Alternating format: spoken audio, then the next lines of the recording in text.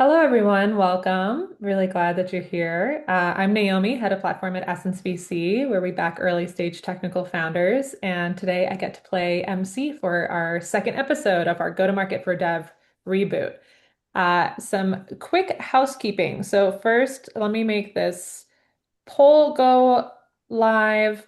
Asking about where you are in your go-to-market journey should take less than a minute, but feel free to choose something that stands out to you or feels that top of mind you'd love for Tim and Porba to go deeper on in their conversation with Ryan today. We also want to keep this interactive for our audience, so please use the Q&A tab at the bottom of your screen to submit questions, and they will be able to pull from them throughout the conversation. All right, we have some early answers, so I'll just share this right now.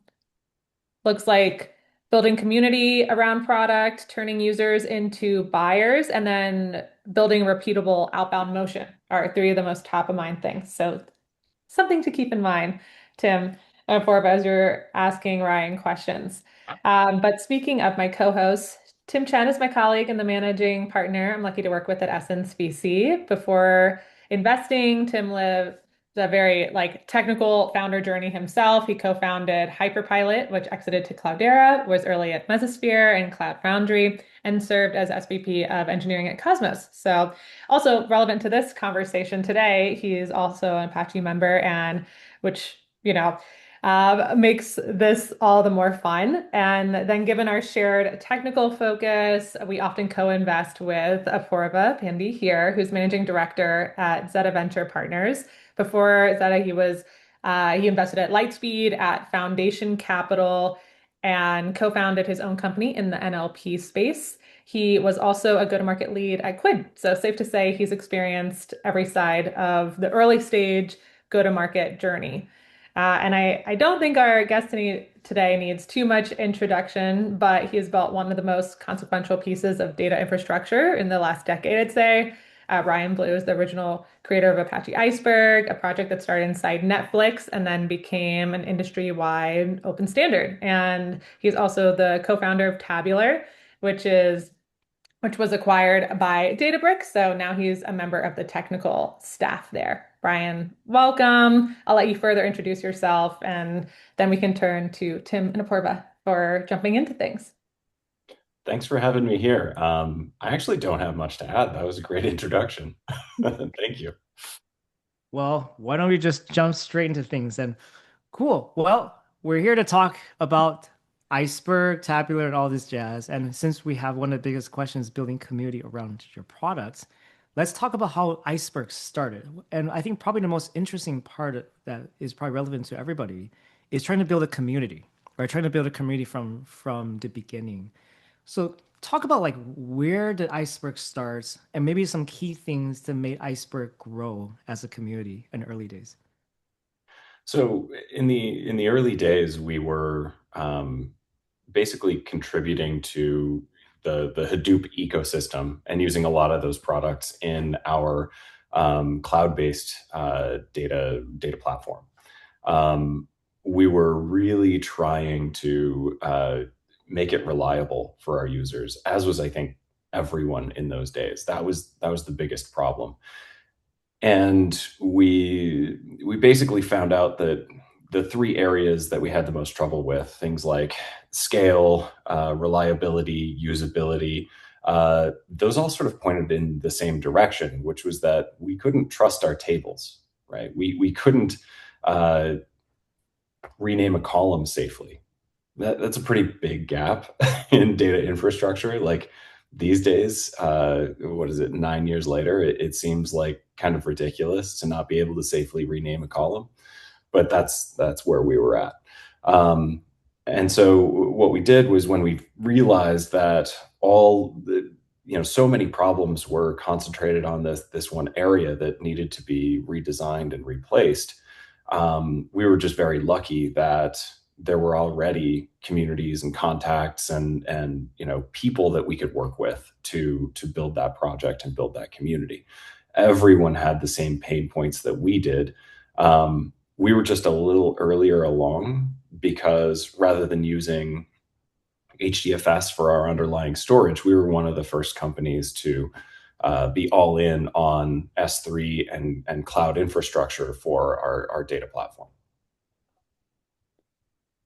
And Ryan, to kind of dig into that piece, right? You said kind of your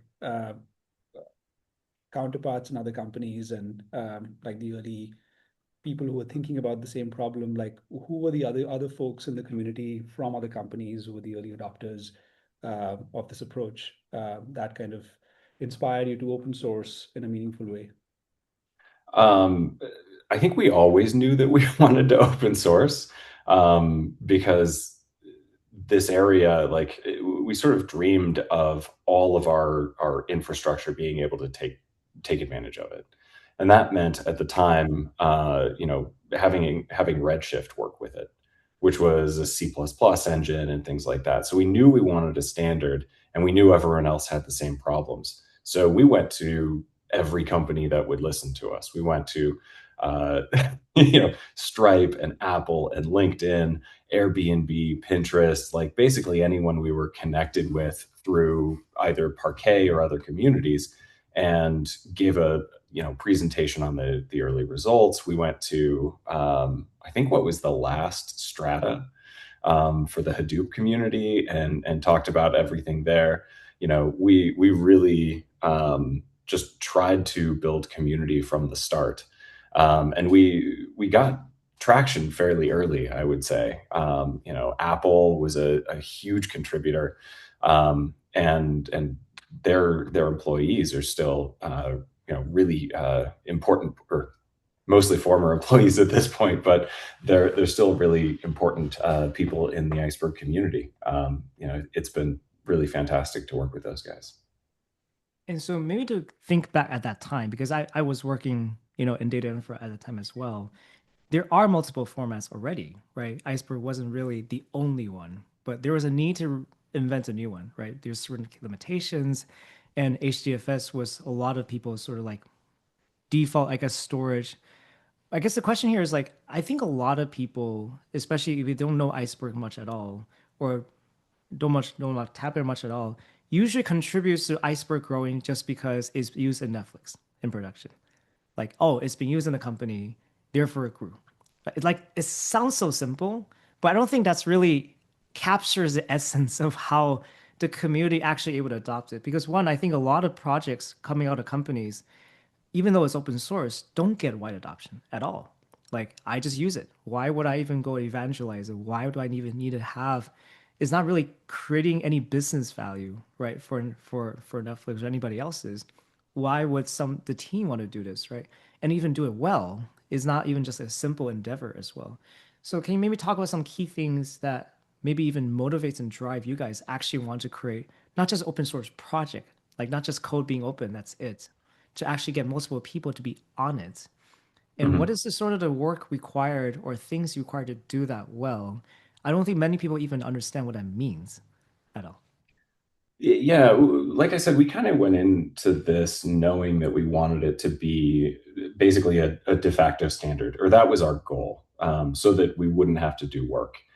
And it really comes back to that not having to do work thing, because we had our own Band-Aid solutions. So for S3 consistency, we had Semper, which was later built into the S3A file system, which is where you use a separate store to stash the files you just created so that you can guarantee your own consistency. We had our own file system to make things faster, and like we just had a whole bunch of solutions that we were maintaining ourselves.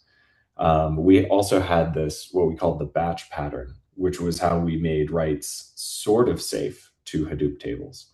And I don't need to go into detail there. The relevant thing is that we had to build it into every single version of Spark and Trino and everything that we wanted, Pig, anything we wanted to be able to write to our tables. And that was an enormous amount of work. Like every time, I think at the time we went from Spark like 1.8 to 2.1 to 2.4 and then 3. So in the span of like 5 years, we had 3, maybe 4 Spark versions. And that was because it was such an enormous lift to be able to write, port everything, make sure it all works the same way across versions. It was a nightmare. And we didn't even try with Trino. So Trino was for read-only workloads. That was not a great situation. And when we looked at this, we said, if we don't do this in open source, we're going to have a format that's specific to us that is not as good because you don't get the benefit of other people doing the work. Right? I'm very lazy, and I really appreciate that Apple built all of the compaction and actions that you can do on a table. And we're just going to keep moving it from version to version to version and never really solve this problem. So we thought it was the best thing for the company to invest and get other people to invest as well. And with that, like, how did you figure out that this was like genuine momentum and wasn't really early adopter noise? Like, I think I'm also alluding to the fact that kind of you decided at some point to create a company around that. Like, what was that pivotal point? What drove you to that conviction from not wanting to do work to doing the work to create the company? Tell us about that story as well. Well, so I was continuously surprised because I thought we always had more momentum than we had. I was like, well, this works. Why wouldn't other people use it? So I think I was always very optimistic, which I think served us well. But deciding to build a company was really when we went from that core set of contributors and organizations involved in the project that had data platform teams like ours. We had, I think, almost 10-person team just doing, open source engines. Apple had a similar team, LinkedIn, Pinterest, like all these companies had teams of people building their data infrastructure. And once we sort of had all of those people contributing and being successful, we saw this shift toward organizations that were trying to do it more on the cheap, right? Like they didn't have the resources to have a double-digit platform team. And we realized, oh, this is when you want to have someone supporting that, right? And so our idea with Tabular was really to become that data platform team for other companies. And that was really, at that point, we wanted to see the project be successful. We wanted people to be able to use this because it's providing so much value for the people that we interact with. And then, someone has to be that data platform team, and that's why we created the company. And when you're creating a company, right, there's this open source format that you've built, which is great for ICs, and ICs are using it for their own needs. When you create a company, it's for a team, it's for an organization. What was your thinking around like what could be this company as a standalone entity? Because there are different like motions or different like products that can be built on top of open source. I'm wondering, how do you view open source as kind of the driving force for creating a product over here? Was that dependent on that? Was it independent of it? Was it just validation? Like, what was that thinking around product? I'm trying to make sure I get your question right. We wanted to see this exist, and we wanted to be an option to be that data platform. That really, to us, had, I think, a different relationship with the open source community than most open source companies. Because we were, Iceberg is a format and it's a library that you can use. It doesn't do anything by itself. What we wanted to build was the next iteration. What does that library unlock, right? When you integrate it with a catalog service that runs 24/7, like when you have all of these data services that are cleaning things up and doing things on your behalf in the background. What does that look like? So our relationship with the open source project was always, the project unlocks what we really want to build. And what we really want to build is an amazing data platform that allows people to offload what they've had to worry about for years. You had to worry about so many things in the Hadoop ecosystem that today are largely automated or reaching maturity. So maybe talk about like the early days of Tabular, right? Because I think, you start with open source project, you saw the adoption, you saw the need of complexity needs to be supported by some company, right? And so you started Tabular with the goal of trying to build an amazing data platform. And I guess fortunately, Apurva and I were both early investors, so it's been kind of deja vu again, back in the day talking to you about how to navigate it. So I talk about maybe the early days of Tabular. What was sort of the assumptions, I guess, going into it, like the type of things or type of problems you think you were looking to solve? And what were like the learnings, maybe year one, you kind of realize of iterations or adjustments needed? Like what were those kind of like key things you learned in even just the first year of Tabular? So we knew that a lot of people were using infrastructure that just wasn't very good, very robust, right? The Hive catalog was still dominant at the time. People didn't have really any maintenance or background services. If you wanted to remove data from a table, you had to actually go do that. It was unsafe to even compact things, so you had small files problems. Like we really thought that there was a lot of low hanging fruit in terms of the services that people needed. We quickly ran into problems because we had to sort of tell people that the status quo was not working for them. And so one of the biggest things that we learned early on was you can't really manufacture that. If it works well enough for someone, you can't just go to someone and say, like, hey, your infrastructure is broken, right? They have to come to that realization and then come to you. The other thing was just how complex enterprise sales have to be. So the first thing that we did to pivot was we were basically thinking, okay, we'll build this wonderful data infrastructure. It's going to be great, and people will buy that. And immediately we started hitting like, okay, well, who has to be in that room?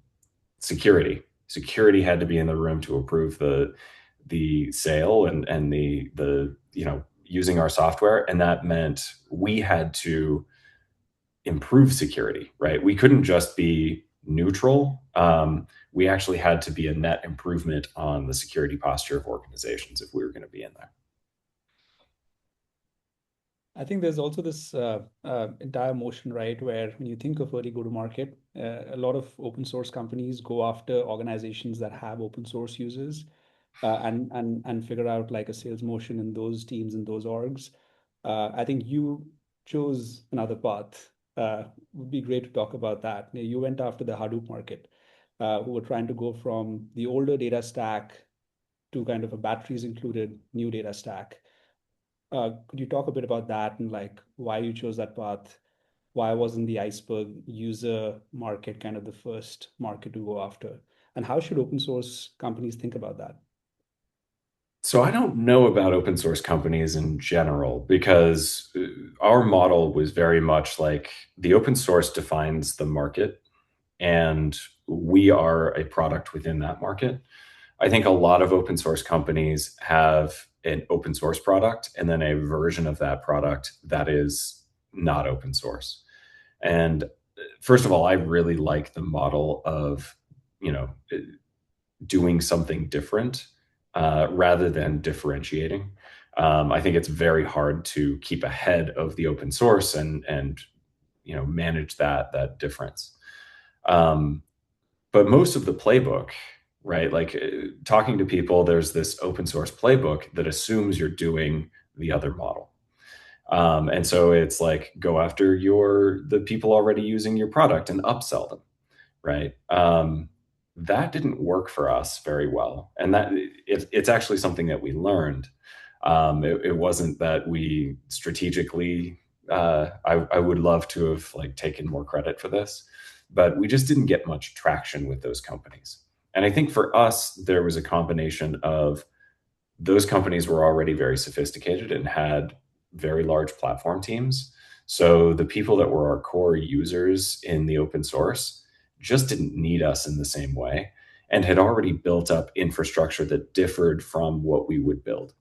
So we were, a marginal improvement on what those companies already had. It would be a migration process to leave their infrastructure behind and use us. And it was just not really compelling. Whereas if you look at the people who had not yet made the switch, but were feeling the pain that I talked about earlier, like feeling a lot of the pain of incorrect reports, bad data, slow queries, that sort of thing. The Iceberg people, they didn't have any of that problem because Iceberg fixed it already. But if we took our best practice infrastructure, our platform, and also added to that the benefits of the open source, it was way easier to get in, right? It was saying like, look at all of these benefits as demonstrated by the open source users. You could definitely go build this on your own. And, usually people would, select that option and then come back in 6 months and go, wow, that's really hard. And so I think it was really good to be able to use our product as a bridge to the open source rather than trying to differentiate our product from the open source. And with that thought in mind, like what did the product evolve to? Because I think you started off by building the data platform, and then you went after companies that were moving from the older stack to kind of seeing the benefits of Iceberg, didn't want to adopt open source, wanted kind of the entire product itself. That's what Tabular was or became. What was that product? Yeah, we initially thought that building the platform would be great, right? Like everyone wants to move to Iceberg. When you move to Iceberg, you need snapshot expiration, you need compaction, you need these services, and that didn't quite work. The the problem that we ran into was that those barriers were actually like, hey, you have a problem you didn't know about, and we solve that. And that's not compelling for anyone. So what we eventually needed to do was, we had by this time built our catalog product, added security primitives to it because we needed to make security a pull rather than a push, right? Security should be saying, yes, we want this because it's better than what we have. But then we found out that the core platform really wasn't compelling and people didn't want to pay for it because Hive is free today and nothing is broken. And although it sounds great, that's a migration. And so what we needed to do was actually have products that solved pressing needs, right? Had some urgency to them. And so our platform really turned into the basis of the product that we built. But our revenue generating products ended up being things like you drop files into S3 and we, suck them in and make them into a table. We also had some early success with data management that was a lot more sophisticated than we planned. Not just, compact small files into larger files, but we found that we had the ability to take streaming data that is, not at all prepared for storage. We could apply some optimizations to prepare it for storage and make it 60% smaller. And so those value adds either in like, hey, we're going to save you a lot of money on your S3 bill, or even better, you're not going to have to worry about anything to save that money on your S3 bill. Ingestion in general, or going from, say, CDC into a mirror table, just taking those easy pipelines away so that you don't have to think about them anymore was really the sweet spot for us. So by the end, we were thinking about not just this data infrastructure, but what workloads are you know um, are high cost in terms of human time, and how can we automate that, and by automating that, get the compute for it, right? So we were, in the end, I think, a compute company working on things that just saved people's time. And in that motion, right, going to these kind of companies, since you said security was also in the loop, there was the data infra team also in the loop. How did you navigate that go to market? Who was your first touch point, and how did you kind of navigate the entire sales process? Because I think that's kind of a perpetual question for a lot of infrastructure companies. We got this very wrong at first. We were doing founder-led sales, and we were technical founders. So founder-led sales ended up being, we get in touch with an engineer, and we talk with that engineer, and we show him that we're great engineers, or we talk to someone in data engineering, and we built trust very quickly. But in the end, we were talking to people who were not buyers. Like we got stuck in build versus buy all the time. And one of the best things that we did was to bring in someone who knew the sales process and would ask hard questions that we had no answers to because we didn't know the sales process, right? Like, well, does that person have budget? Like, wait, what do you mean? They'll hook us up with someone, or how that process works was not something that we were very good at. So having a person who understood that process and was looking for the decision maker, the person with budget, the technical champion, that was a big unlock for us. And I would say, in general, we moved to this process where we wanted to identify a technical champion, right? Someone who believed in our product, that thought this is just going to save so much time, and then go from there to a decision maker with budget, and from there to really helping us through the process with security and procurement and whatever else we needed to do. So I think that my question is actually really related to that. Um, I think when we start companies as engineers, really don't know much anything else than engineering, right? And maybe the question is really about like, what are the key? Because you talk about learning the sales process to be able to identify, like, how do I qualify customers? How to understand how to do this much more efficiently, right? I feel like intuitively, if you just tell an engineer turned founder just day zero, they should know this, or they should probably heard about it, but often maybe not internalized, right? So maybe think of Ryan day, I don't know, day one, Tabular.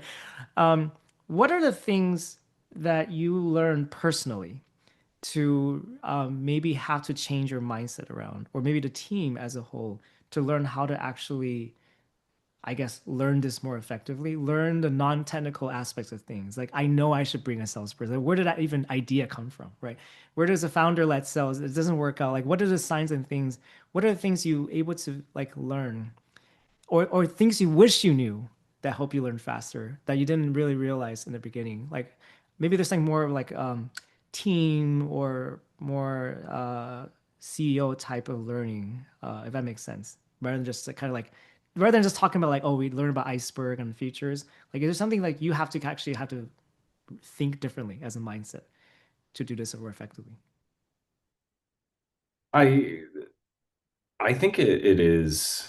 I think there was an enormous amount of value in actually trying things myself.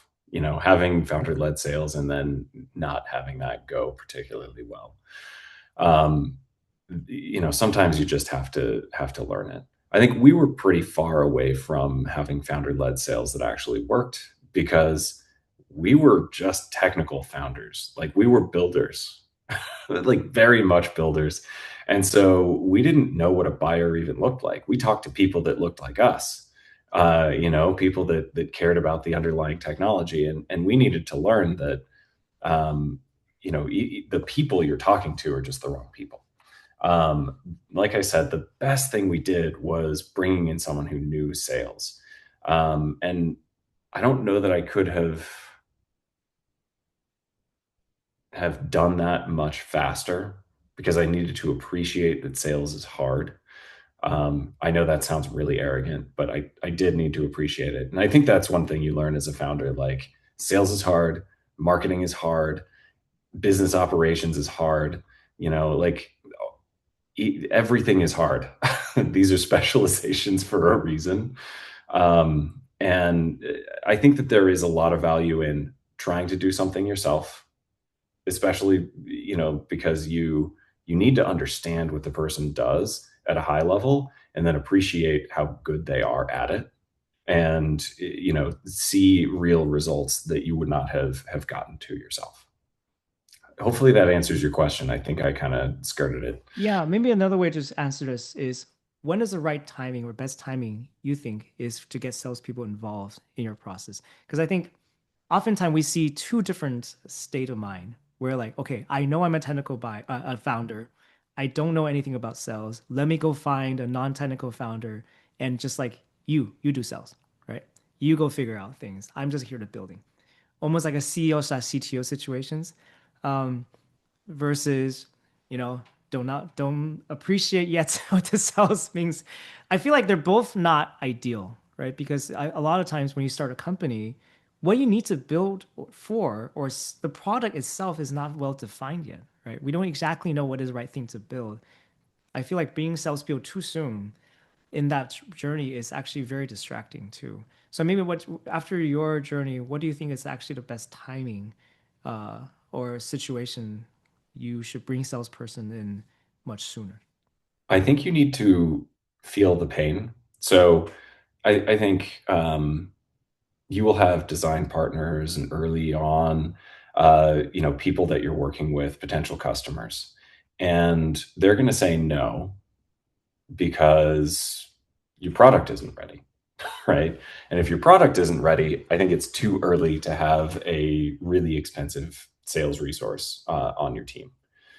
But once you start getting to where you can feel that you just don't have the necessary background or like it's not what's important to you, but it feels like you're not spending enough time there, something like that I think is when you want to bring someone in. So for us, we knew that we were probably dropping the ball on just relationships and maintenance, right? A good salesperson is going to say, "Oh, you can't talk to me this month?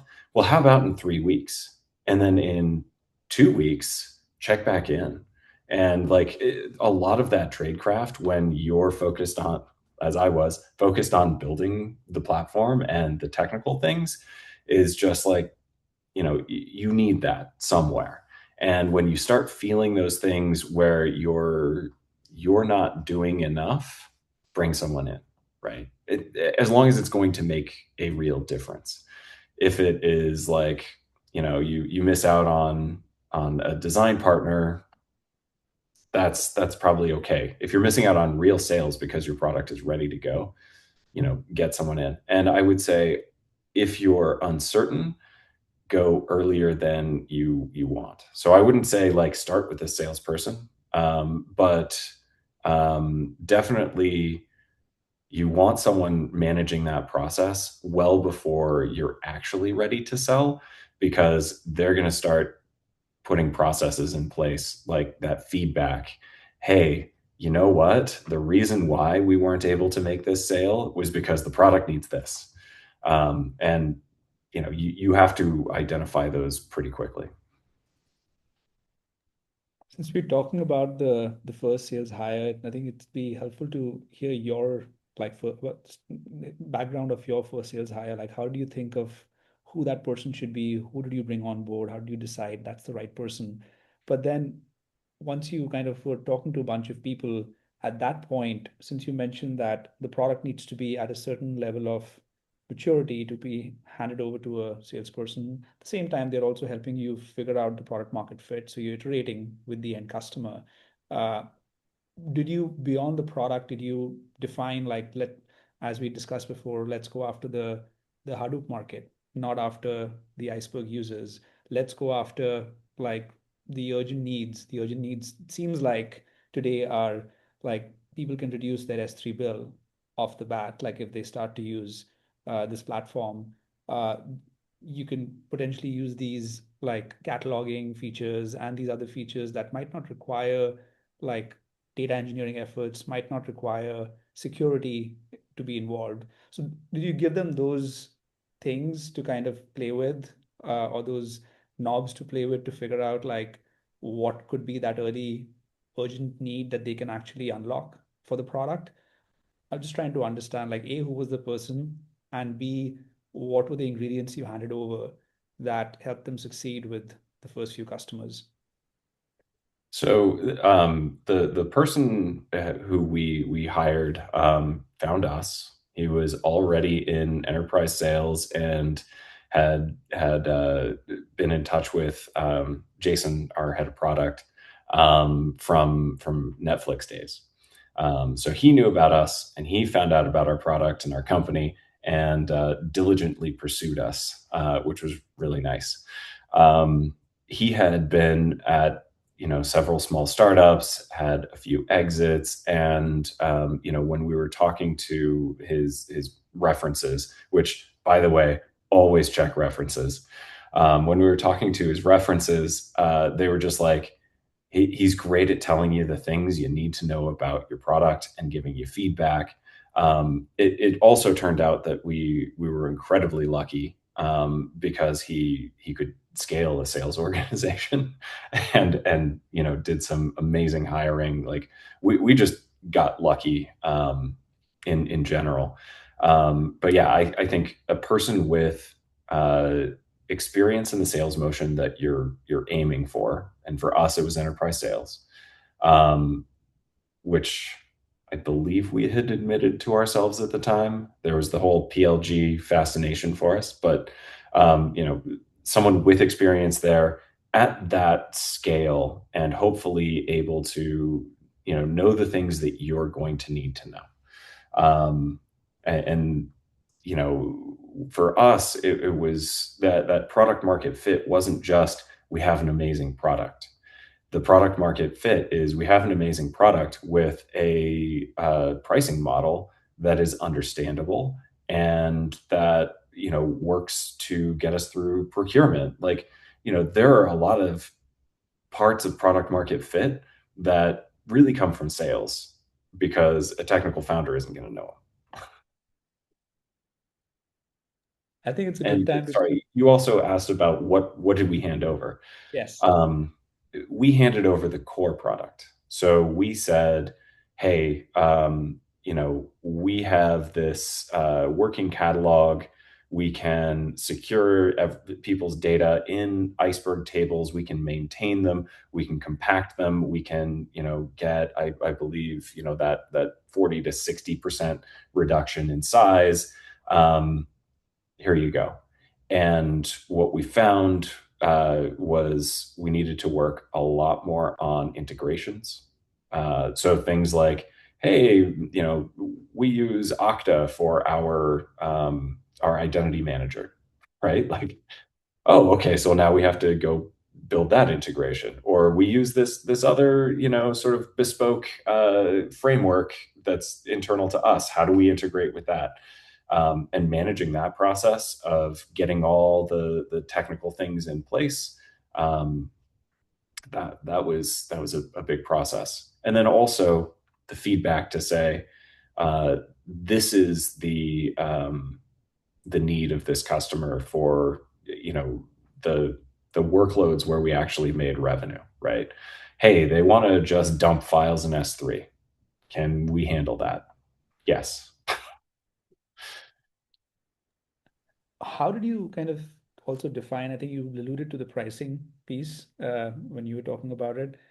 What made end customers think this pricing was a no-brainer?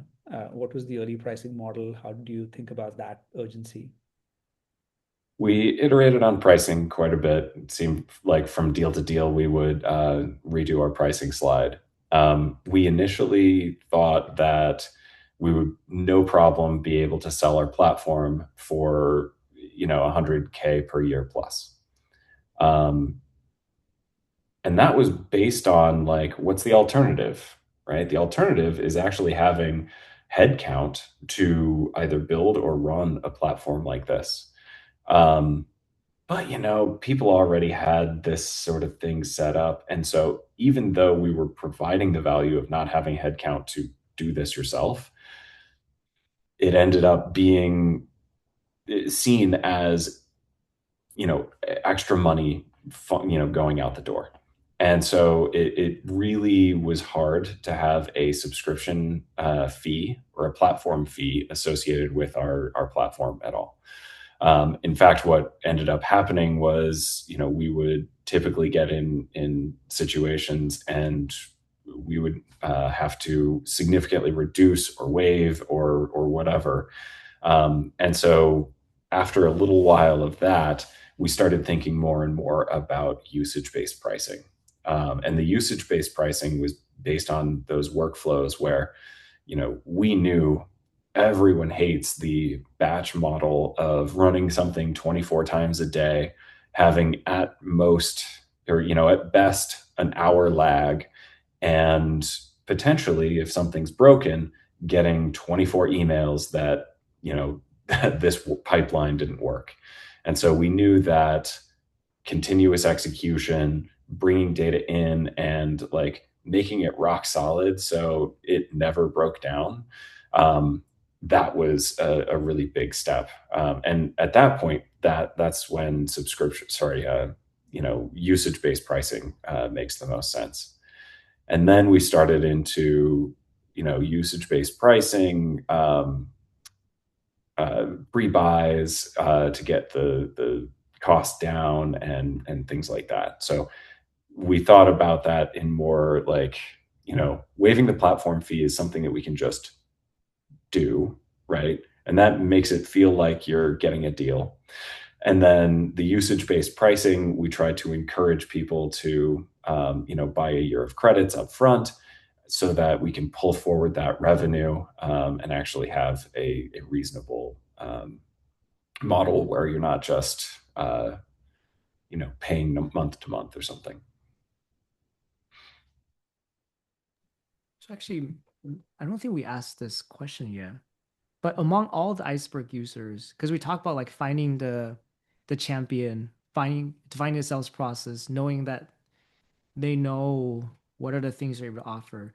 But among all the Iceberg users, did you learn what kind of ICP you should focus on? Because I don't think you should just like open up Iceberg mailing list and just go like everybody is my customer, right? I don't think that is the right approach either. But like, how did you find and where do you find, okay, this is actually the typical customer profile that will most likely be the ones that want to buy versus like, I'm just only bill myself. Yeah. We did talk about this a little bit when I was talking about like the typical open source playbook just didn't work for us. The typical open source playbook said the people already using your OSS product are your ICP. And that was just not true for us because they were getting so much value out of it. And so we just went a step back and said, the people already using Hive and Hadoop and that ecosystem, but aren't using Iceberg, those people are our ICP. And then we said, okay, and the test of our product, that is going to be when we can start converting Iceberg open source users to use our product, right? When they go, we're dealing with database issues and like we've had 24 hours of outages and like our data platform is grinding to a halt, that's when we go, oh, hey, we actually can take care of that for you. And so we had that sales motion. And then we also had like a breakdown of what existing product were you using. So there was Hive tables where you have all of the challenges and problems that the early adopters did. Then we also had it broken down into like Delta, right? And Delta, we were like, if you're using Delta, you're probably not our ideal customer. We would love to convert you, just like we'd love to convert the real Iceberg users, but probably not a great idea to go after. It's just not worth our sales resources.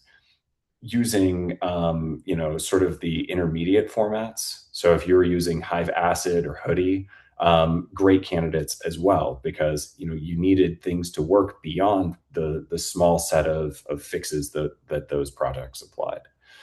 So yeah, we actually broke it down by those as well as the integrations you needed, because by this time when we were really honing in on that ICP, we also knew that if you were using Spark and Trino, you were probably in that ICP. But if you were also using Snowflake, then you were a lot more likely to buy because our Snowflake integration was great. While like the open source did not kind of drive the early kind of commercial growth of the company, I think there's obviously it is a big reason to kind of get market-wide adoption and get known in the community. And I think that's one of the ways like the non-Iceberg users were asking for that support. But in the meantime, like another thing was happening, right? There was users of Snowflake, and then there were customers of AWS who were also asking for Iceberg support. Were they users of Iceberg? Like, how did that motion play out? Because that just meant that there was a bigger push from even these bigger infrastructure companies to kind of work closely with Tabular to figure out what they can do for their end customers and end users, which led to more momentum for the company. Yeah, and it really came down to their customers, their users wanting Iceberg support, Right. right? Snowflake didn't just decide, hey, this is neat, let's add Iceberg support. It came down to a lot of their customers were saying, what's your story around interoperability? And how do I bridge this gap between my Hadoop infrastructure and my data warehouse? And Iceberg was a really great way of doing that. And so they were pushing, but in the early days, we were still the experts, right? So if you wanted to bridge that gap, that just made you our ICP on the Hadoop side with a need to integrate very well into Snowflake. And so that really helped us along. And that's kind of how it went. Those big companies had people asking for Iceberg. How do you then run Iceberg infrastructure when those big companies could not yet? And how do you integrate and have like a real platform that contains both? That's what we ended up being pretty good at.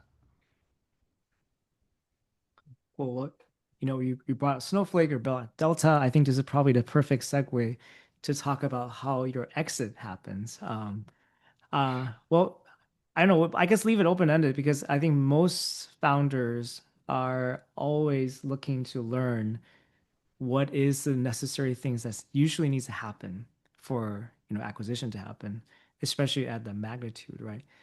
So can you talk about like what was the rough process look like for you, and what are the sort of things that you learned in this journey to actually able to do this well? I know it's probably just more open-ended, but let's start there. Just like what has happened that you're okay to share of things that happened to make this happen.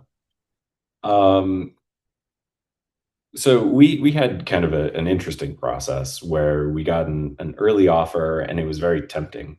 We were like, wow, that's really cool. And we thought we were worth a little more. And then so we said, we can't just take one offer that lands in our lap. We should, talk around and see what happens. And we were incredibly lucky to have connections with the companies that ended up, being interested. And so pretty quickly we found out that they were interested. and the interest was very significant, and so we ran a very quick sort of process. Like a let's do all of our discussions, and then at I think it was like Monday at 4 p.m. Like, let's see what you guys offer, and then we'll choose one. That went okay. I don't know that I would do that again. It was like feeling around in the dark to go through this process. It was not easy. But yeah, we ended up selecting an offer, and uh, things went well from there. I think we were incredibly lucky because all of this happened around the same time, where interest in Iceberg, I think, had reached a peak. It was really at the beginning of like people we didn't know talking about Iceberg on blogs and in media and different places. So we were getting just a lot of buzz and interest. And then at that point, I think these companies were realizing that they needed a much stronger investment, and that's what drove the acquisition, and that really was just lucky for us, I think. We won't dig more into the acquisition. I know we pushed the envelope on that already, but would be curious to hear about like what are the other areas in data infra or in generally in infrastructure that are of interest to you today, now that you're thinking of how the market is evolving based on AI? Uh, Curious, like what are you looking at? Where are you spending time? Just for like the other founders who would like to learn more about the areas that are top of mind for you. So I'm still very focused on data infrastructure. So as a result of the acquisition, I've been, I dove way back into the technical side of things on Iceberg. The really amazing thing is, we're trying to combine formats and make it so that you don't have to choose, and that there is a single standard in this space. So I've been very focused on Iceberg in particular and integrating it with Delta for the past 2 years now. Um, that said, we know that AI workloads are changing the space, and we're trying to adapt the Iceberg project for those workloads. So things like tables that are feature stores, you need to be able to overwrite and append columns. So we're adding that to the format as of like later this year. We also know that vectors are a storage format that we need to improve. You don't want to just have a list of doubles anymore. You actually want a vector format that can squeeze a little more out of it. And then that also unlocks things like vector search and other indexing methods to be able to access data quickly. So we're looking at all of those things in addition to unifying the formats and coming up with this common metadata representation for the content. So it's an exciting time, but still very focused on tables. I think that's a good place to open it up to see if anyone has questions that they want to submit in either chat or Q&A for Ryan. I know we did have one comment earlier on doing things that don't scale early, which is very often the case in the learning curve. But does anyone have a specific question that they want to submit while we still have a few minutes at the end here?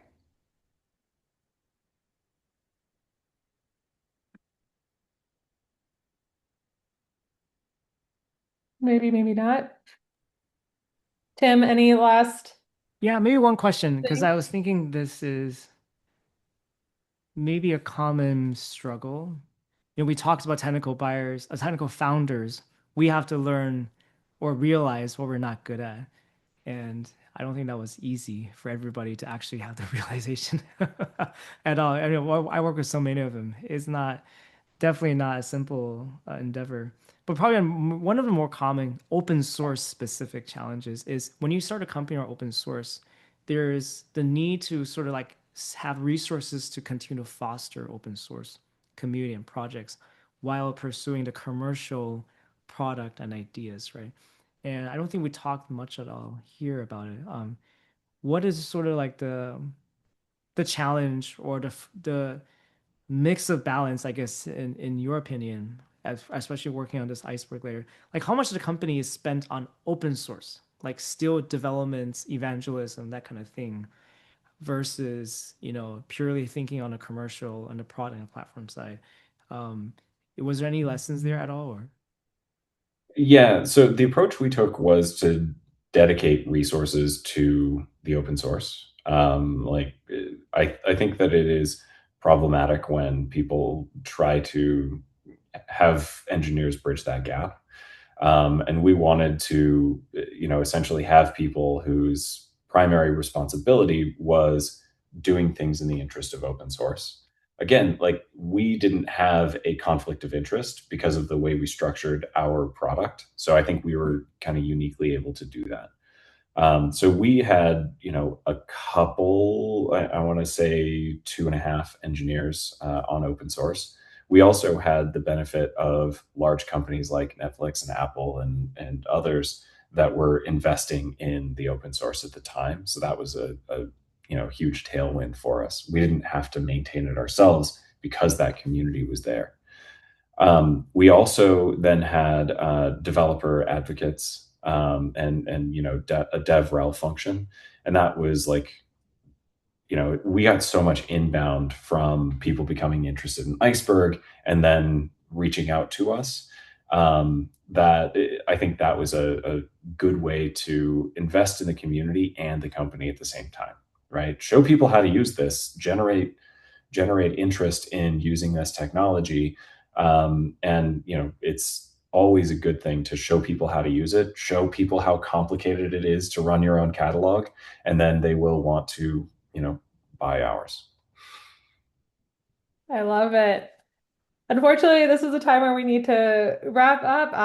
Ryan, thank you for showing up and sharing the full arc from Iceberg to Tabular and now Databricks of your journey. This is, the kind of conversation that we like to dig into for go-to-market for dev. And thank you, Porb and Tim, for making this a great episode. For everyone watching, the recording will be available on go-to-market. Our website is GTMfor.dev later today, and we'll also make it available wherever you listen to your podcasts. So feel free to share it with any builders in your network who were not able to make it live. And this is a monthly series. So if today was useful, we'll be back next month with another guest and doing a deep dive in another piece of the go-to-market for technical founders puzzle. So thank you for everyone for joining. Have a great rest of your day. And thank you again to Ryan and our hosts. Thanks, Ryan. Thanks for having me. Cheers.